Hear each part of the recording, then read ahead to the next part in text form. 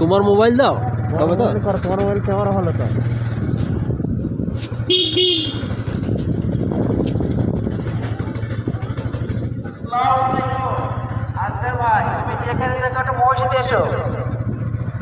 আজকাল কাজ যদি মসজিদের আশপাশে থেকে থাকো এক্ষুনি মসজিদে চলে আসবে। আচ্ছা হাসবি রব্বি জাল্লাল